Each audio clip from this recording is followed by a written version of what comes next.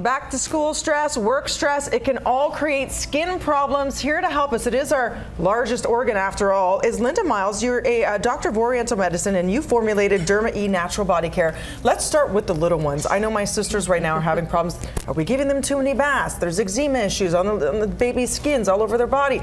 What do you do to help battle or fight or prevent eczema? Well, eczema is actually... Is it eczema? It's eczema. Yeah.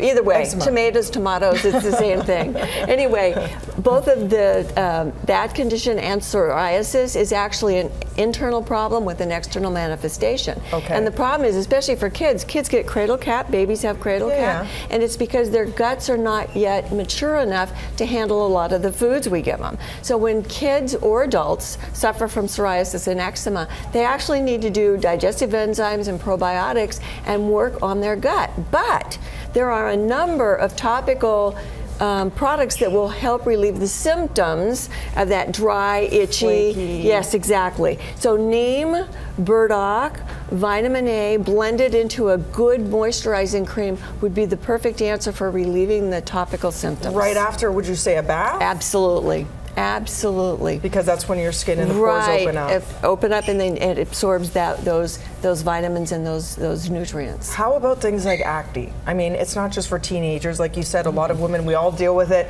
That time of the month, hormones fluctuating, whatever it is. There's a lot of adult acne. What do? Do you go for topical treatments? Over-the-counter treatments? Do you see a dermatologist? What do you do for that? Well, again, I am a doctor of Oriental Medicine, so my knowledge and education is based in natural ingredients.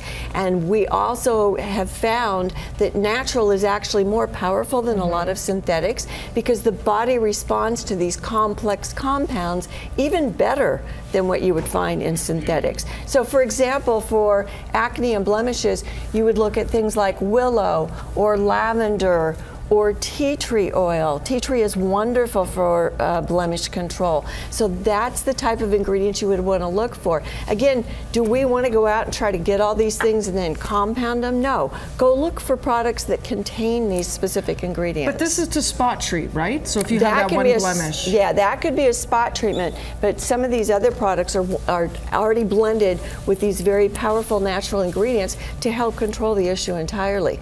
The other thing is, when we have acne, one of the big issues that people don't realize is that they actually tend to dry out their face with all of the different over-the-counter products. Okay. So you actually need to moisturize, because the trick is that you have to reestablish the oil production balance. That's out of balance, and so you need to do that. So you do a good cleanser, you do a good astringent, you can do a scrub, and then you do need to moisturize. So what would you use out of all these products? These are all natural products. These are all natural products. The one I would choose obviously is this one, which is the Very Clear Moisturizer, because it combines these natural ingredients in a moisturizing base to balance the oil production. What about acne all over the body? There's a lot of athletes right now that complain of that with the summer heat, and you get the rashes and you get breakouts. But let's go back to many of the problems that we suffer from here in Western civilization. Our lifestyle is not very good. We don't drink enough clear water.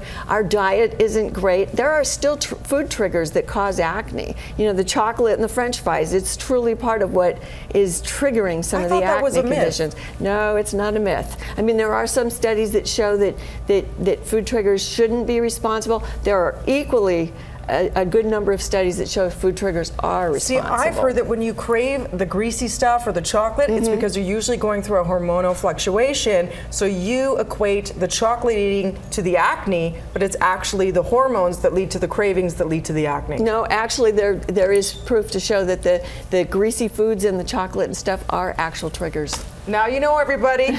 Lots of water. I'm going to have to drink more of this. One of these a day. And reduce your stress. Stress is a huge trigger. Yeah. Derma-E.com. I'll start with water.